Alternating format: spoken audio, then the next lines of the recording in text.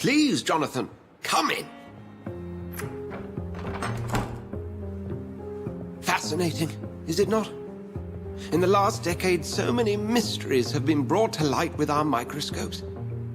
The human body, biology's penultimate frontier.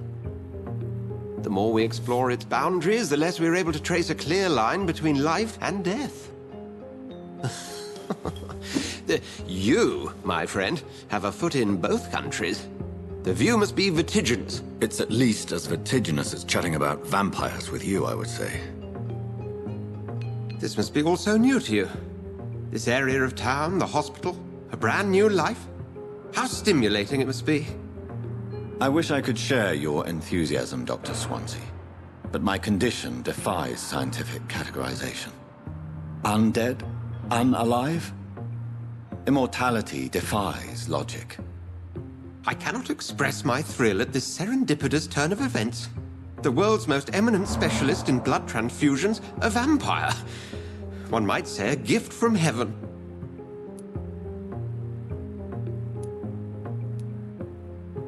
I'm a dead man. I was murdered. Now I'm a murderer. Tell me how this is a gift. Forgive me. I've been an admirer of your work for a long time, and now you are so much more than a brilliant physician. And please, call me Edgar.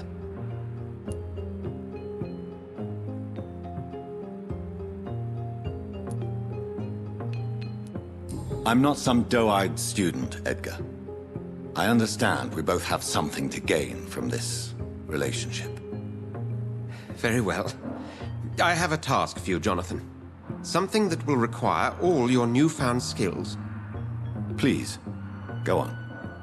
The Pembroke only survives through the generosity of our benefactors. Unfortunately, our main donor has found herself in a bit of a bind. Now, if you could help her out... A spokesman or politician is what you need. That's not my calling. And until I come to understand what has happened to me, I require discretion. Discretion is in order, Jonathan. Lady Ashbury has recently received rather indelicate correspondence that, if revealed, would jeopardize her position. And you would like me to eradicate this threat? By the stole, of course not. I would just like you to pay her a visit. Her ladyship is certainly near the tents outside, tending the sick. You can't miss her. Look for someone impossibly delicate. Accepted. I'll see what kind of trouble Lady Ashbury is in.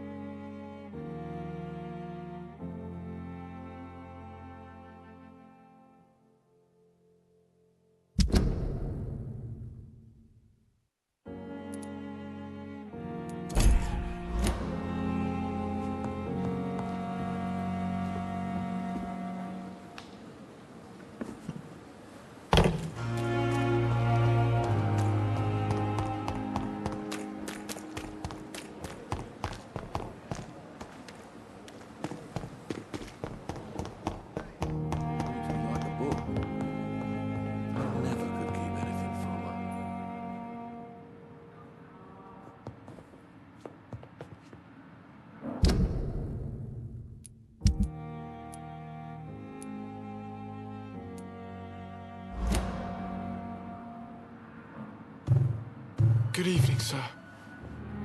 Doctor. This hospital seems to be falling apart. But in the circumstances, I'm willing to...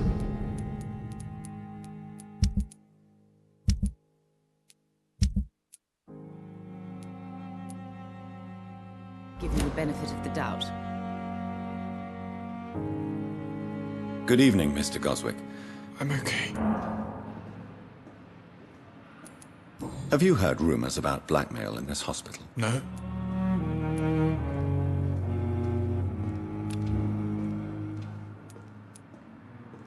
I have to go now, sir.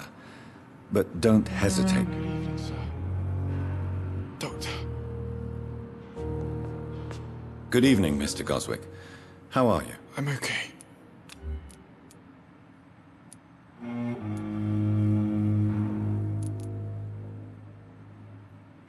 Do you need any help? I'm afraid I may, sir.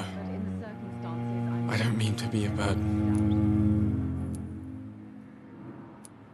You are not a burden, sir. Healing you is my responsibility. And you have my gratitude for that.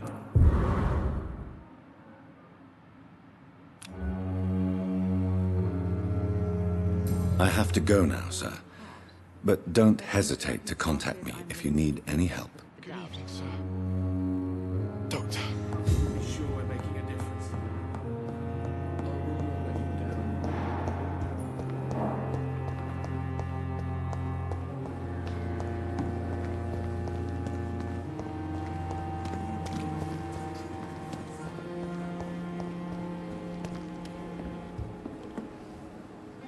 The flu took my dear wife, Emily. I take comfort knowing we'll soon be together again. Mr. Rainfield, that's no way to talk. You're in good hands here, and we'll be up again soon enough.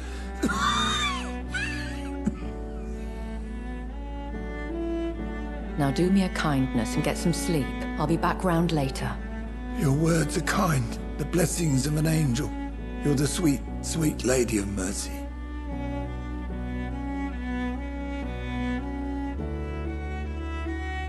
Good evening, Dr. Reed.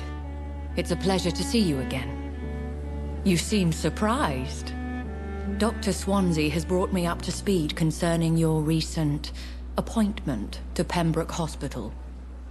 You're a the lady who saved me that night, before vanishing into thin air. I remember you from the pub with Dr. Swansea. Indeed. Allow me to introduce myself formally this time. My name is Lady Ashbury. I remember you well, in spite of the brevity of our encounter.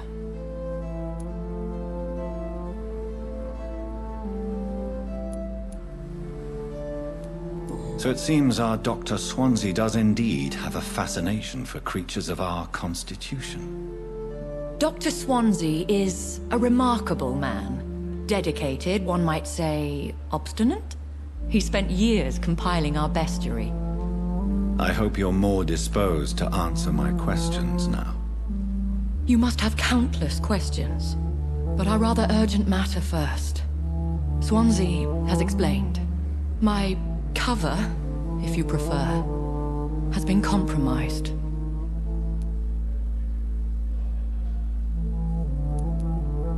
Have any of the patients given you trouble? These poor souls have so little left to live for. I do my best to ease their pain. The world would be a better place if it were cared for by women like you. You make me blush. I am simply a necessary evil. Pardon my boldness, your ladyship, but I have questions concerning this condition we share. As a newborn, your hunger for answers is rivaled only by your thirst for blood. But the questions need wait. I'm a scientist. My trade is in the deciphering of mysteries, and I need information to feed my mind. I will gladly answer every question you have, but first, prove yourself capable of resolving my predicament without eating the culprit. Dr. Swansea has commissioned me to be your agent in this matter. You could start by explaining what's amiss. These past insufferable weeks, I've been the victim of extortion. I've made a first payment, but the blackmailer grows greedy. I must refuse his most recent demands.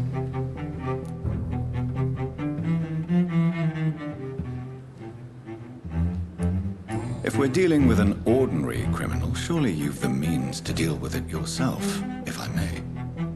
As immortal tradition doth dictate, all fangs and hypnotic eyes ablaze, the blood would run like a river. That's what I hope to avoid. Violence has a tendency to spiral out of control. Who would be so foolish as to threaten you? A kindred spirit. Even if it were the case, and I highly doubt it, a vampire would have asked for something more valuable than money. My suspicions lean toward a patient, or their family. What are your expectations? Please be precise. As the newly appointed surgeon of this hospital, you are in an excellent position to ask innocent questions, and deftly learn the identity of my blackmailer. Please continue. Every detail is essential. I'm your man. My embarrassment in this matter is eclipsed only by my shame at having put the hospital at risk. The threat from our anonymous scoundrel is clear. A list of dates. My visits coinciding with the dates of suspicious patient deaths due to massive blood loss. I'll take care of it. Do you know where I should start? If that was the case, I'd settle the matter myself. You could talk to our local gossip, Harriet Jones. Not a pin drops here without her hearing about it. I'll meet that woman now. My life, as others know, is in your hands, Dr. Reed. I'm sure of your discretion, but I do fear your powers of persuasion will be put to the test. When this is resolved, I'll be your obligé. I'll answer all questions in regards of your condition.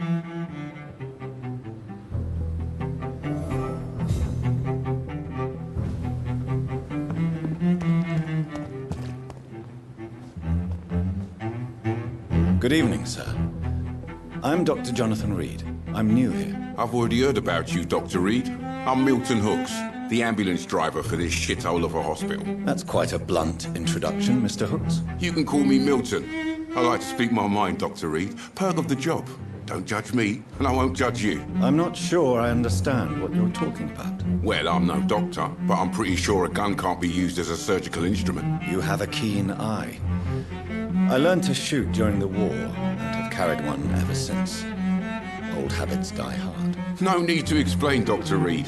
And if you ever need a better gun, remember, I may have something for you. I have some good news, Milton. What? The epidemic's over? I retrieved your wallet, with all the money, and a certain picture. Well, yeah, Pippa Hawkins is my girl. So what?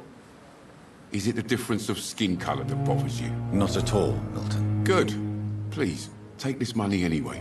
To remind you to keep your mouth shut. Not everybody is as broad-minded as you, Dr. Reed.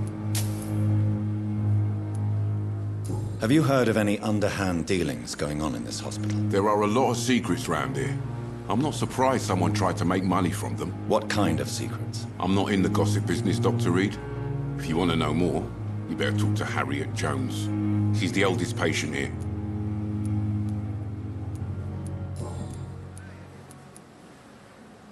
What's going on between you and Nurse Hawkins? Pippa's tired. Tired of all this shit. Tired of all those corpses piling up. She's as depressed as I am.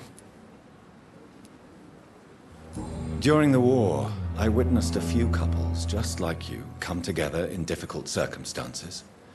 It can be very damaging. Maybe you're right. But we support each other. And that's all that matters. You do realize you could both get fired. Hospital staff are not meant to have intimate relationships with one another. Come on, Dr. Reed. Do you know how many rules are broken in this hospital every day just to keep it running? There's nothing wrong with what we're doing.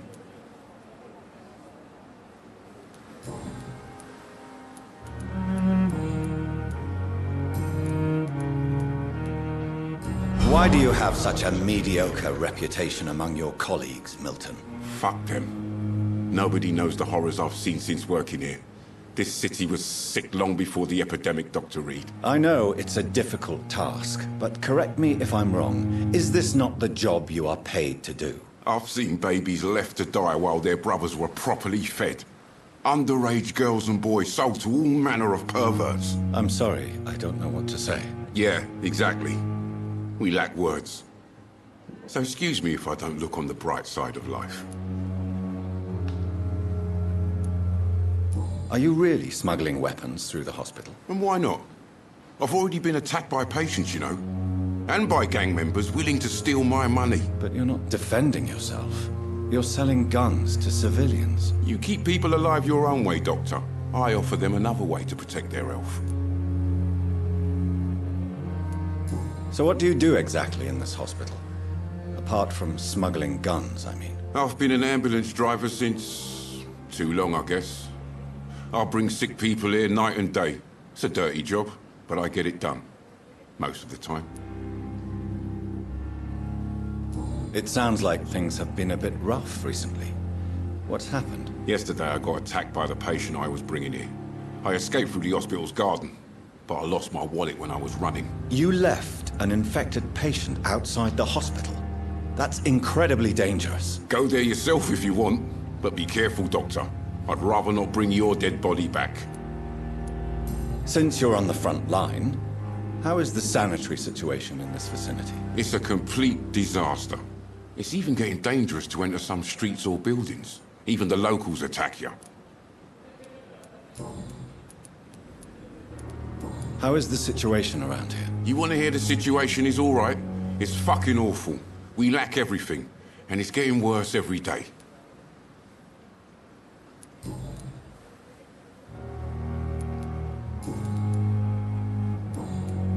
Goodbye, Milton.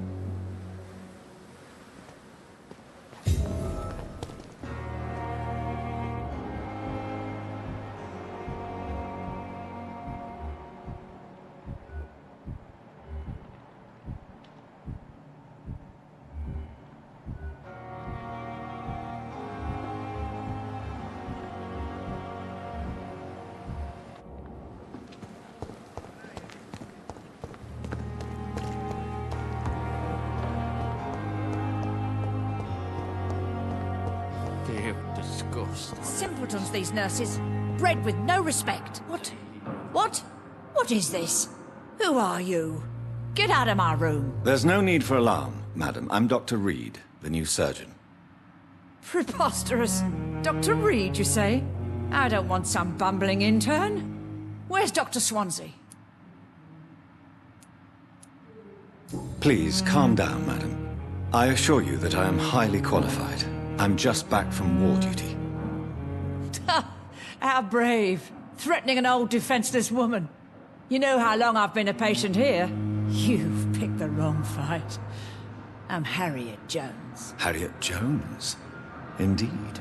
I've been meaning to have a chat with you. You know what goes on here better than any other patient, I gather. Oh, better than any patient, nurse or doctor. I've seen so many vile undertakings. I heard there have been some despicable goings-on. Was there a case of blackmail? Blackmail? Wait. You're investigating something. This isn't a social call. One of those incompetent cunts slit a poor sod's vein.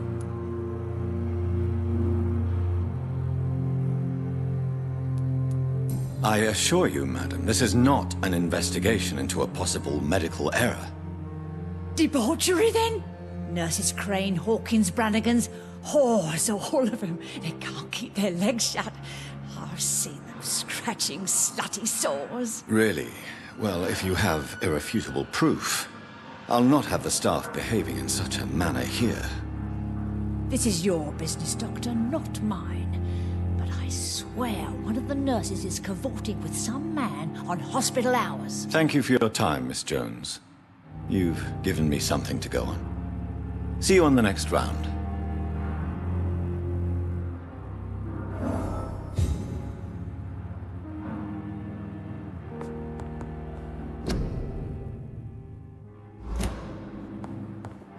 The patients and staff might know something.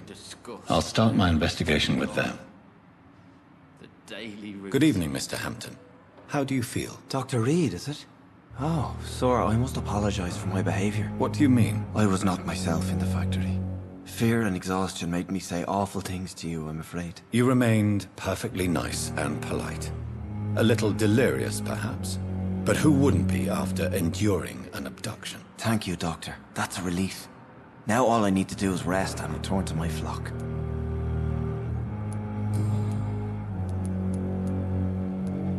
How do you feel, Mr. Hampton? Medically speaking, I mean. I feel exhausted. Beyond exhaustion, actually. William drank so much of my blood in his madness.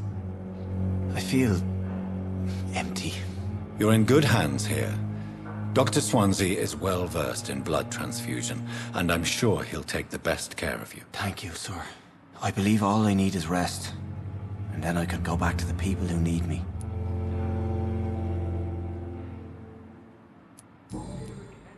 Goodbye, Mr. Hampton. We'll talk again later.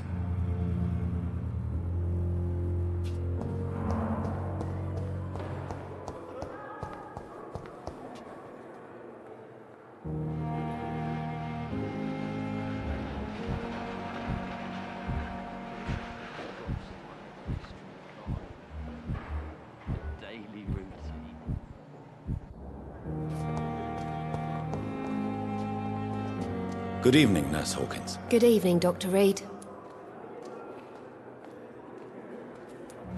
What can you tell me about the strange man visiting one of the nurses during her shift? Let me guess. You spoke with that old shrew, Harriet Jones. Do not pay attention to her, Doctor. She's full of fanciful tales.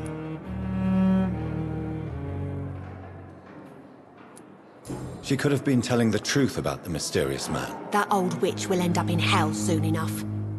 Who cares if a nurse finds some happiness where she can? No matter how you feel about her, Miss Jones deserves our help. Who says I don't care for her? Hate is what keeps that old crone alive.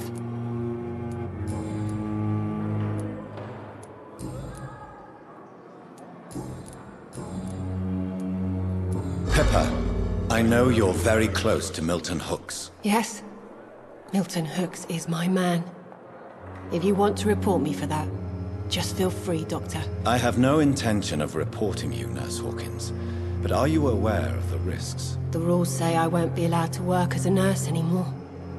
But here at the Pembroke, we break rules all the time. Is he worth the risk? Hey, I'm no perfect woman, and Milton is not the finest bloke. But we do our best to get by. That's all any of us can hope for nowadays.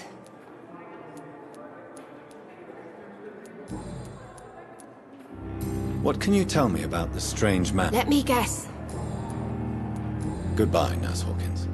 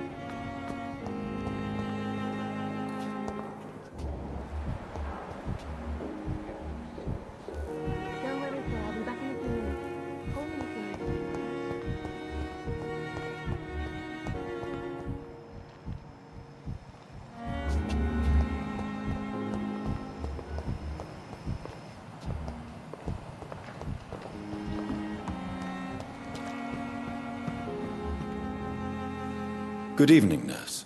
I'm Dr. Jonathan Reed, the new surgeon here at the Pembroke. Dr. Swansea has already told us about you, sir. I'm Nurse Gwyneth Brannigan. Welcome to the Pembroke Hospital. Did he really? It's a good thing I wasn't hoping to keep a low profile. All members of staff have already read about your new blood transfusion technique. Dr. Swansea made sure of that. I see. Well, I'm a little surprised, but I suppose I'll just have to deal with this unexpected notoriety. You must know, blood transfusions are Dr. Swansea's primary subject of research. He is convinced it is the future. Have you seen a strange man visiting any of the nurses here? I've never heard of such a thing, Doctor. Do you know if any of the hospital staff have criminal backgrounds? The people who work here all come from very different backgrounds, Doctor. Just like the patients.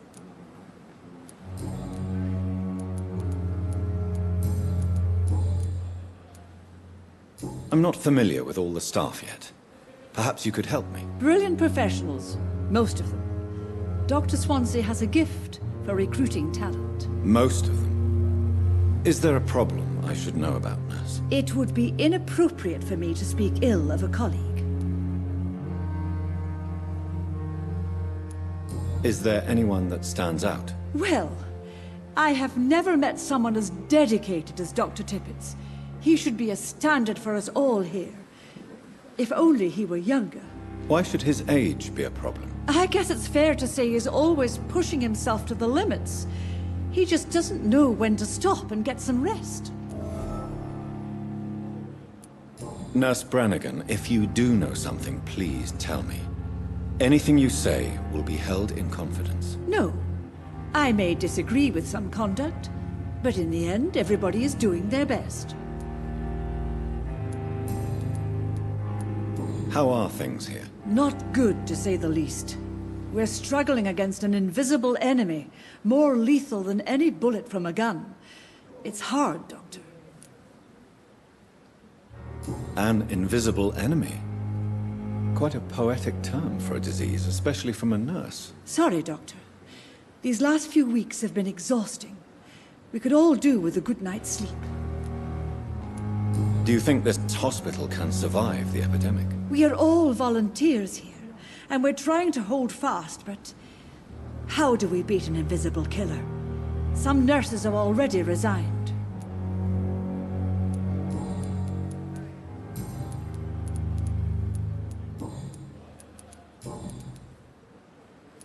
Goodbye, nurse. Call me if you need assistance.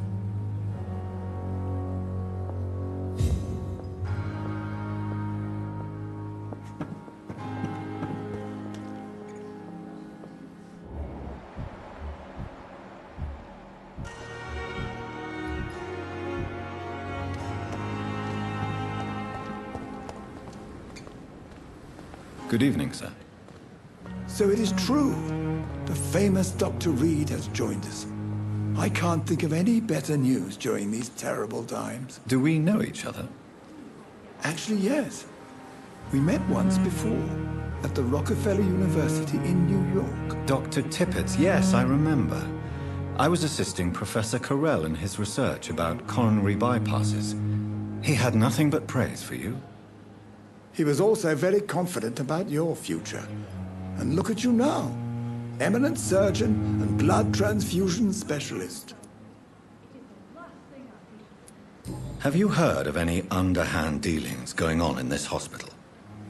I have no time for such triviality, my dear colleague.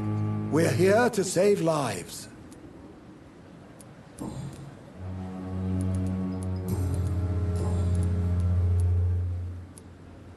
You're exhausting yourself, Corcoran.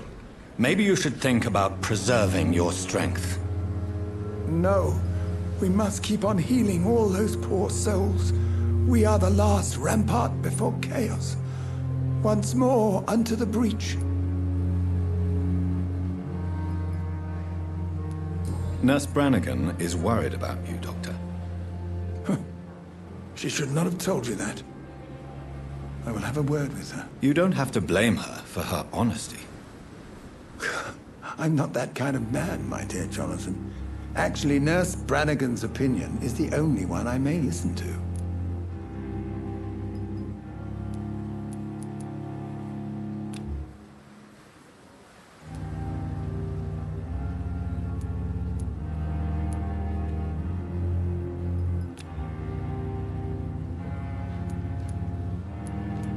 What can you tell me about the staff in the hospital? Some are really good, and others are not so good. But during this troubled period, there is no time for slander. I prefer to focus on the positive character traits.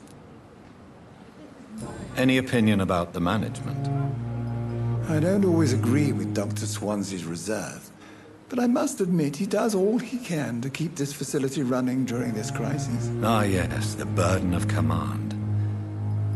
I was fed up with this concept while serving as a medical officer. Don't get me wrong. Swansea's a good administrator. I just wish he would get out of his office now and again. Tell me more about cherished people, then. Nurse Brannigan is a pearl. She is the most helpful and dedicated nurse I've ever worked with. A clever and cheerful woman. You really seem to admire her skills. I'll go even further. If she was a man, she would be a damn fine practitioner.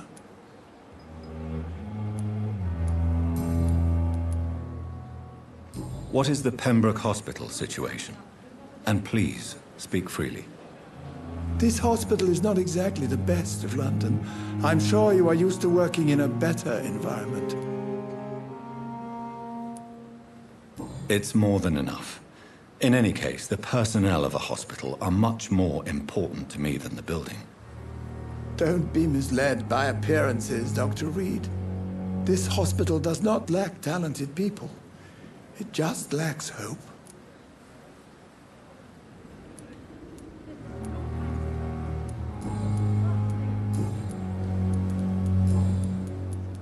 Goodbye, Dr. Tippett.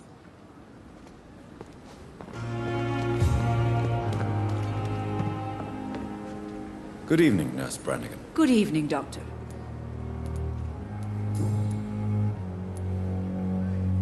Why does Dr. Tippett claim you're the main reason he keeps working, despite his fatigue? If it wasn't for him, I probably would have left the Pembroke years ago. Dr. Tippett does not think of you as just a nurse anymore, does he? If you're suggesting he's not taking my gender into consideration when it comes to medical practice and knowledge, I really hope he doesn't.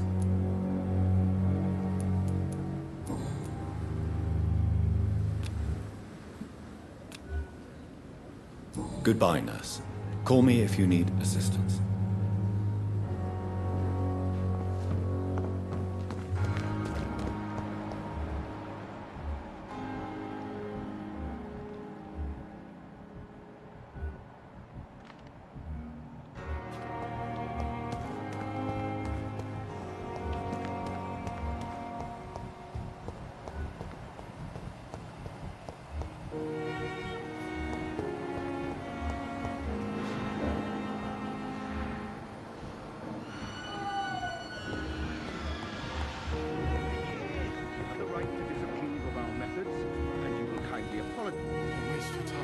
Good evening, Doctor. I believe we're going to be working together. Dr. Reed. Dr. Swansea informed us of your arrival, but I could not dare to believe we'd have such good fortune. Such an honor, sir. Thank you. And you are? I am Thoreau Strickland, Dr. Thoreau Strickland. I'm a great admirer of your work, Dr. Reed. Have you heard any talk of blackmail going on in the hospital? If you're running some official inquiry, you had better question the patients. They know more than the staff, especially old Miss Jones. Please, could you tell me something about yourself? I'm a great admirer of your work concerning blood transfusion, Dr. Reed. I run my own experiments. I'm convinced it's the future. What made you choose to be a doctor? I'm not ashamed to admit you and your work have inspired me. I am honored to have the opportunity to work by your side. It's always a pleasure to share scientific and medical knowledge with someone eager to learn. I'll be glad to help you if I can. This epidemic may be the century's most terrible disaster, but I'm convinced that we, as doctors, are the only ones able to defeat it. I based my technique on my mentor's research. He helped me perfect my method. What is yours? I'd rather not talk about it. For now, it's just theories and first approach. My process is purely experimental and unsuccessful. As long as you're cautious and methodical, you may remain empty-handed, but you won't fail. You're not the first one to warn me, but I am convinced knowledge is the main weapon against the ravages of this epidemic.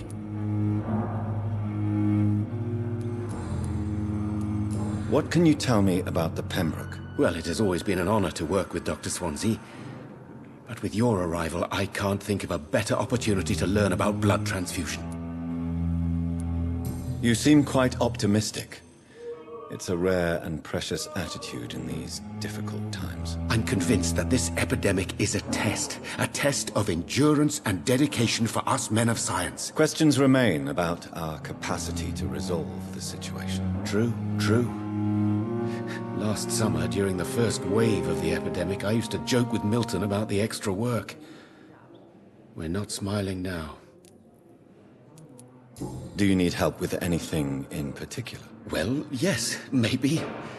I'm waiting for a batch of products I ordered for my personal research, yet my supplier seems to have vanished. Do you want me to play the errand boy for you? Oh no, Dr. Reed.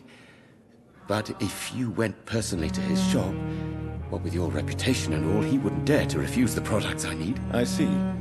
Well, give me the address, for I may pass by if I have time.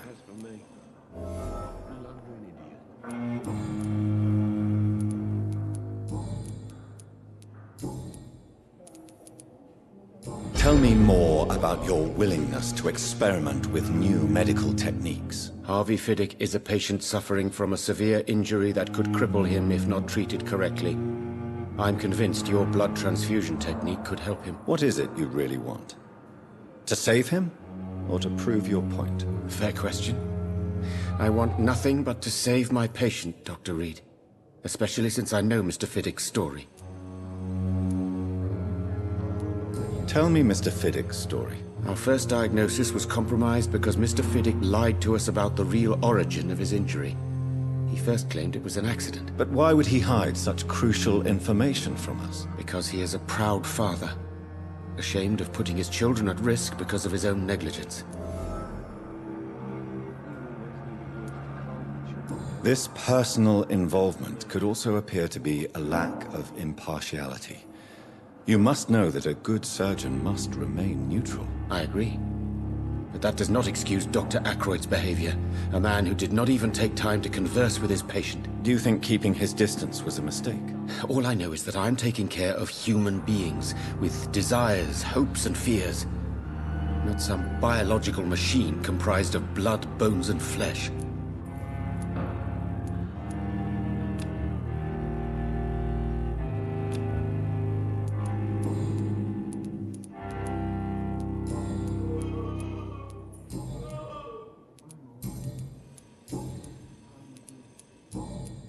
Goodbye, Dr. Strickland. You always knew the words to calm the children, Helen. As for me, But in the circumstances, I'm a I'm willing blundering to... idiot.